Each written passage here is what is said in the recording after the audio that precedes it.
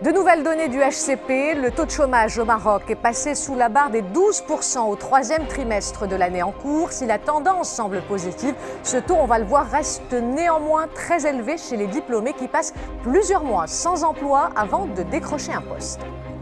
S'il y a bien un continent qui attend beaucoup de la COP26, c'est l'Afrique. C'est le sujet de la chronique Un œil sur le monde de Amina Benkhalq. Amina Benkhalq qui nous parlera de ce qui ressort de la participation africaine à ce rendez-vous pour le climat. L'actualité internationale marquée également par la situation dans le nord de l'Éthiopie qui se dégrade de jour en jour. Les combats entre forces gouvernementales et rebelles tigréens font rage. Le gouvernement éthiopien a déclaré l'état d'urgence dans l'ensemble du pays. Haut et fort, le film de Nabil Ayouch en compétition au Festival de Cannes en juillet dernier est sorti dans les salles nationales aujourd'hui. Un film qui hisse haut et fort les valeurs d'espoir pour la jeunesse. Pour en parler, Nabil Ayouch sera avec nous en direct du cinéma Atlas à Rabat. Le Maroc dépasse l'Espagne, leader mondial dans les exportations d'olives noires vers les États-Unis. C'est ce qui ressort des données publiées par le Bureau des douanes américaines. La hausse est de 110% par rapport à l'année dernière.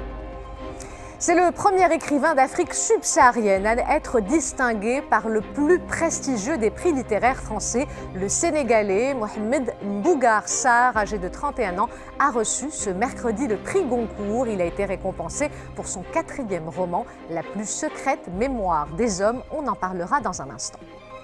Un mot à présent sur ce triple meurtre sur lequel nous reviendrons plus en détail dans nos prochaines éditions. Un individu a été placé en garde à vue après avoir commis ce mercredi dans la commune de Nkhila, dans la province de Stade, un triple meurtre avec son fusil de chasse à l'intérieur de son domicile contre son épouse, son frère et son neveu. Selon les données préliminaires, le mis en cause aurait commis son forfait en raison de différends familiaux avant de se rendre muni de son fusil au service de la gendarmerie royale. Le prévenu a été placé en garde à vue à la disposition de l'enquête. C'est un phénomène qui inquiète de plus en plus les agriculteurs qui voient leur culture partir en fumée. Dans la commune rurale de Termigt, dans la province de Ouarzazate, les sangliers détruisent tout sur leur passage nocturne en général. La société civile appelle les autorités à agir.